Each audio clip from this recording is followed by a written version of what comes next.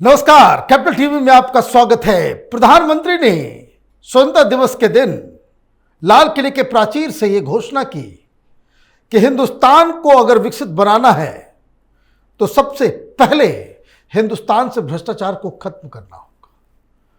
लेकिन भ्रष्टाचार खत्म कैसे हो? यहां तो हर गली मोहल्ले, हर कोने कोने में भ्रष्टाचारी छिपे हुए हैं।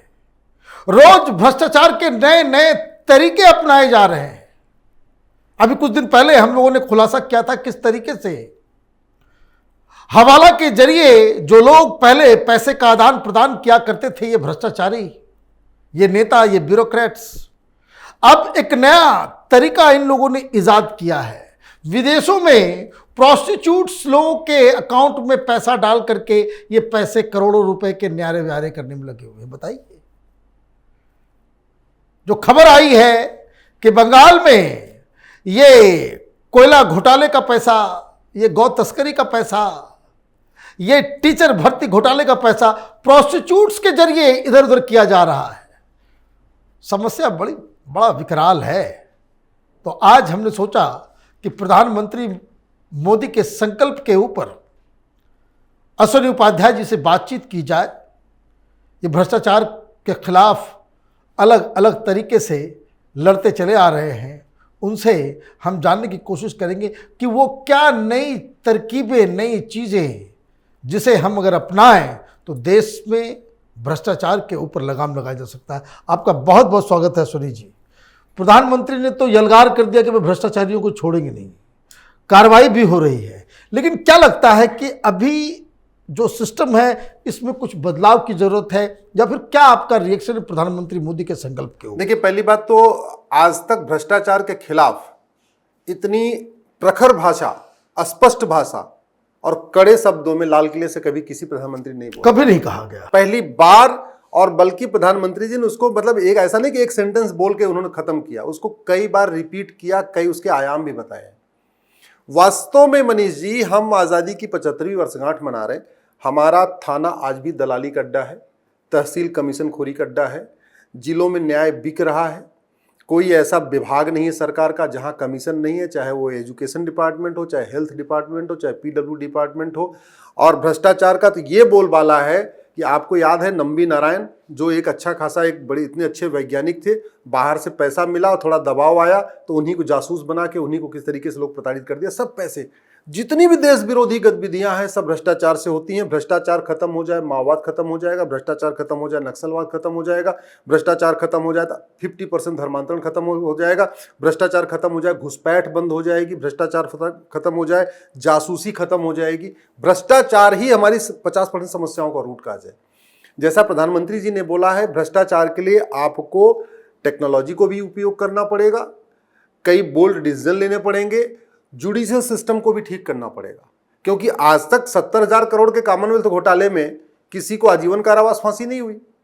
1,76,000 करोड़ के 2G घोटाले में किसी को आजीवन कारावास फांसी नहीं हुई। 1,86,000 करोड़ के कोयले घोटाले में किसी को नहीं हुई। और सजा हो भी जाती है। लालू यादव जैसे तो बाहर घूमते रहते हैं। घोटाले कैसे? पृथ्वी, जल, आकाश सब घोटाले हो गए। बिहार में चारा घोटाला हुआ था, छत्तीसगढ़ में गोबर घोटाला हो गया।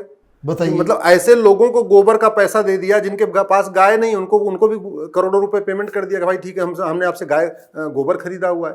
तो इस तरीके में पूरी दुनिया में उठा के देख लीजिए आप, जहां जितनी बड़ी करेंसी होती है उतना ज्यादा करप्शन होता है। सीधा सीधा करेंसी का संबंध करप्शन से है। इसलिए अमेरिका में मैक्सिमम करेंसी की साइज 100 है, यूरोप में करेंसी की मैक्सिमम साइज 50 है। जो यूरो होता है वो 50 होता है, 100 भी नहीं है। डॉलर मैक्सिमम 100 है। जितना ज्यादा, जितनी बड़ी नोट उतना ज्यादा भ्रष्टाचार, जितनी बड़ी नोट उतना ज्यादा हवाला, जितनी बड़ी नोट उतना ज्यादा कालाधन, जितनी बड़ी नोट उतना ज्यादा बेनामी संपत्ति। इसका सीधा से रिलेशन है। इसलिए मुझे ऐसे लगता है कि आने वाले टाइम में प्रधानमंत्री जी ने जब बोल्ड कह ही दिया है तो अपने तीसरे टर्म में वो 100 रुपए से बड़ी नोट सब बंद कर देंगे। और ऐसी मैंने PIL भी फाइल किया, मेरी PIL भी एडमिट हो गई है, सरकार को भी नोटिस गया हुआ है। 2000 तो चला ही गया, 2000 तो गया ही। इस देश में जरूरत भी नहीं है। 80% लोग पर डे 100 रुपए से कम खर्च करते हैं। जो 100 रुपए से ज्यादा खर्च करते हैं उनके पास ATM, Paytm, Bhim, UPI, debit card, credit card सब कुछ है। मैं आपको गारंटी के साथ कहता हूं, आप 2000 रुपए रख लो अपने जेब में, पूरे महीने आपका आराम से निकल जाएगा। कोई जरूरत ही नहीं पड़ेगी। अब ये बताइए कि जूस वाला भी ये ले लेता है, या आजकल ऑनलाइन ले लेता है, सब्जी वाला सब ले लेते ये हैं। नोट करेंसी छोटे छोटे हो, 100 रुपए तक के हो, इसके अलावा क्या किया जा सकता है? इसके अलावा आपको सबसे बड़ा तो क्या कहते हैं, आपको इसमें जुडिशियल चार्टर लागू करना पड़ेगा। कोर्ट फटाफट इसमें फैसला देना शुरू करे। कोर्ट लेके बैठी रहती है 20 साल, 30 साल, 40 साल, उधर से बड़े बड़े वकील आ जाएंगे तो उसको मैटर को आगे बढ़ाते रहते हैं। तो भ्रष्टाचार के लिए जो अभी हमने करीब 10-12 कानून अलग से चल रहे हैं, जैसे काला धन का अलग कानून चल रहा है, हवाला का अलग से चल रहा है, बेनामी संपत्ति का अलग से कानून है, आय से अधिक संपत्ति का अलग से है, भगोड़ों का अलग से है, ऐसे अलग अलग कानून चल रहे हैं। भ्रष्टाचार के लिए करीब 15 कानून चल रहे हैं, वो अलग अलग है। उनको खत्म करके जो नया एक one nation one penal code का कॉन्सेप्ट आ रहा है, जो भी नया कानून बन रहा है, भ्रष्टाचार वाले सारे कानून को उसी में मर्ज करना पड़ेगा। चैप्टर वाइज कर दें, चैप्टर 1, चैप्टर 2, चैप्टर 3 ऐसे करके सारे कानून डालने पड़ेंगे। दूसरा, हमारे देश में झूठ बोलना पाप तो है, लेकिन झूठ बोलना अपराध नहीं है। दुनिया के कई देशों में झूठ बोलना पाप नहीं, लेकिन झूठ बोलना अपराध है। जापान में झूठ बोलना बहुत सीरियस क्राइम है। अमेरिका में झूठ बोलना बहुत सीरियस क्राइम है, इसलिए वहां आतंकवादी जब पकड़ा जाता है ना, वो भी कह देता हाँ हमने बम फोड़ा है। अमेरिका में झूठ बोलने पे 10 से 20 साल सजा है, झूठी गवाही पे 10 से 20 साल सजा है। इसलिए वहां पे झूठ कोई बोलता ही नहीं है, अगर पकड़ा गया तो एडमिट कर लेता हाँ जी हमसे किया। क्यों कि कई बार ऐसा होता है उसके क्राइम की सजा तो 5 साल होती है, झूठ बोलने की सजा 20 साल की होती है। तो इसलिए सोचता है काम करो, सच बोल दो, 5 साल में छूट जाओगे, झूठ बोल दिया तो 20 साल रहना पड़ेगा। हमें झूठ बोलने के खिलाफ कठोर कानून बनाना पड़ेगा। हमारे देश में अनफॉर्चुनेटली झूठ बोलने के खिलाफ कानून नहीं है। यहाँ तो झूठ बोलने वालों की लाइन लगी हुई है सब। देखिए कई सारे मुख्यमंत्री हैं अब जो दिन रात झूठ ही बोलते हैं। तीसरा, आपको भारत में 1 पर्सन 1 बैंक अकाउंट सिस्टम लागू करना पड़ेगा। जैसे एक व्यक्ति का एक आधार होता है ना, एक व्यक्ति का एक आपका पैन कार्ड होता है, ऐसे ही एक व्यक्ति केवल एक ही अकाउंट यूज करे। जितने बड़े फर्जीवाड़े होते हैं वो 30 अकाउंट, 40 अकाउंट, 45 अकाउंट। एक फ्रेंचाइजी स्कैम हुआ है, मैं उसका मैटर दिल्ली हाईकोर्ट में लड़ रहा हूं। 63 अकाउंट उसके, वो लोगों से पैसा लेता गया, इधर भी डालता गया, इधर भी। मतलब भारत में आप समझो एक व्यक्ति ने, वही एक ही व्यक्ति अलग अलग नाम से 63 अकाउंट बना लिए उसने। दूसरा, फर्जीवाड़ा करना और फर्जीवाड़े करने को मददगारों को, दोनों को बराबर सजा देना पड़ेगा। उदाहरण के लिए हमारे देश में जिसने भ्रष्टाचार किया उसके लिए तो चलो फिर भी एक सजा है, 3 से 7 साल है, लेकिन जिसने उसको मदद किया उसके लिए कोई सजा का प्रावधान नहीं है। जिसने उसको फैसिलिटेट किया, उसके पैसे को साइफन ऑफ करने में मदद किया, उसके पैसे को यहां से वहां पहुंचाने में मदद किया, उसके पैसे को प्रॉपर्टी खरीदवाने में मदद किया, ये करने में मदद किया, को भी पकड़ा जाए। हाँ, जिसने उसके पैसे को गोड में लगवाने में मदद किया, जब तक उसको आप नहीं पकड़ोगे ना तब तक दिक्कत रहेगी। अमेरिका में ऐसा ही है, जितने लोग उस पूरे साइकिल में है, उस सिंडिकेट में, सबको एक समान सजा है। हमारे देश में ऐसा नहीं है। वो कंप्लिस बना करके उसको जो है आप उसको भी अंदर डालना पड़ेगा। आपको पुलिस चार्टर लागू करना पड़ेगा। पुलिस के लिए मैंडेटरी हो कि भाई तुम्हें 1 महीने के अंदर चार्जशीट फाइल करना पड़ेगा। लेकिन पुलिस ये काम तभी कर पाएगी जब आप नार्को पॉलीग्राफ ब्रेन मैपिंग कानून बनाओगे। झूठ, पहले के समय में मुकदमे पंचायत होती थी, 1 दिन में कैसे खत्म होते थे? क्योंकि दोनों पक्ष झूठ नहीं बोलते, सच बोलते थे, तो पंचों के लिए बड़ा आसान होता था फैसला कर देना। आज की डेट में चूंकि जो भ्रष्टाचारी व्यक्ति झूठ बोल रहा है और जो सफेद पोस्ट भ्रष्टाचारी है, उनके लिए पुलिस के लिए बड़ी दिक्कत है, उनको दंड पीट नहीं सकते।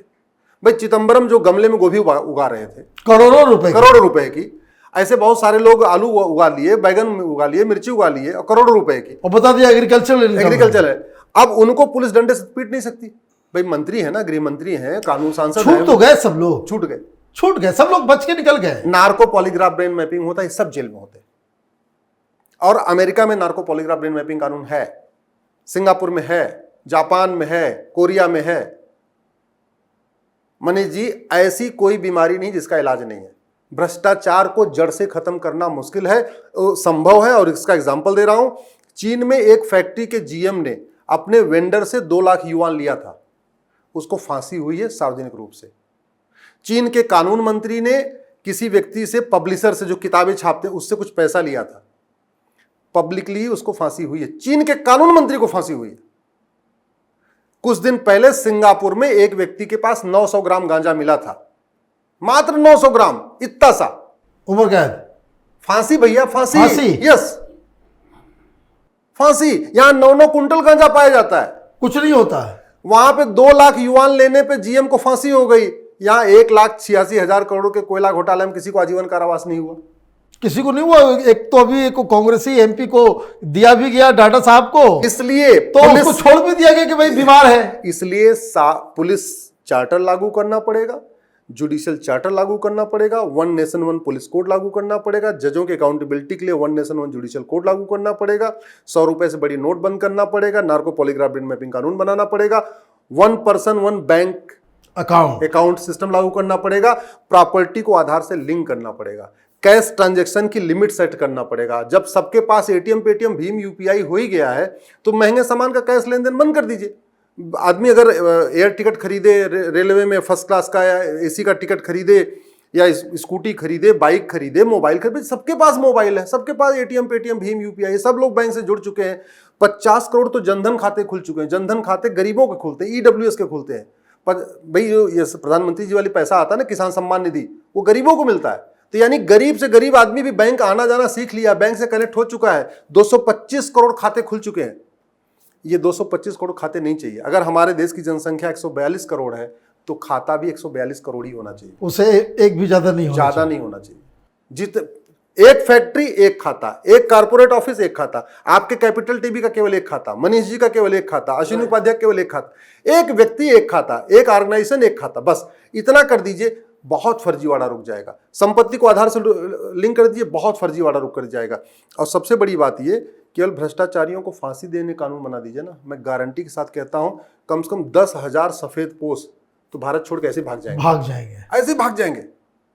उसके बाद धरना प्रदर्शन करने वाला कोई बचेगा नहीं, संसद ठप करने वाला कोई बचेगा नहीं, आईएसआईएस के पक्ष में बोलने वाला कोई बचेगा नहीं, हंगामा करने वाले यहाँ बचेगा नहीं। ये पाखंडी इसलिए बैठे हुए हैं क्योंकि देश में कानून उस तरीके का नहीं है। और 1 नेशन 1 टैक्स कोड, अंत में एक सबसे लास्ट, सारे टैक्स खत्म करिए, income tax, GST, VAT, TDS सब खत्म कर दीजिए, केवल बैंकिंग ट्रांजैक्शन टैक्स लगाइए।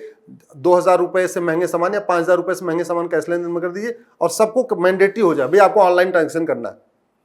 जितना आदमी खर्च करेगा उतना आप, कमाने पे कोई इनकम टैक्स नहीं, केवल खर्च करने पे इनकम टैक्स है। 1 नेशन 1 टैक्स, इतना काम, यानी 1 nation 1 police code, 1 nation 1 judicial code, 1 nation 1 tax code, और सबसे important judicial charter, police charter के बाद 1 पर्सन 1 बैंक अकाउंट, इतना कर दीजिए। गारंटी के साथ कहता हूं भ्रष्टाचार खत्म हो जाएगा। आपका बहुत बहुत धन्यवाद। आपने बताया कि किस तरीके से हिंदुस्तान को बहुत ज़्यादा कॉम्प्लेक्स संविधान कानून नहीं चाहिए, सिंपल चीज़ें सिंपल वर्ड्स में एक जगह, और जितना ज़्यादा आप सिस्टम को कॉम्प्लेक्स बनाते चले जाएंगे, भ्रष्टाचार के लिए रास्ता निकलता जाता है। अश्विनी जी के उपाय ऐसे हैं कि जिस पे सरकार को ध्यान देना चाहिए। अगर इनमें से 50% भी चीज़ें लागू हो जाती है तो भ्रष्टाचार से मुक्ति हिंदुस्तान को ज़रूर मिल जाएगा। आप देखते रहिए कैपिटल टीवी। हमारे वीडियोज़ को लाइक कीजिए, शेयर कीजिए और हमारे चैनल को सब्सक्राइब कीजिए। धन्यवाद।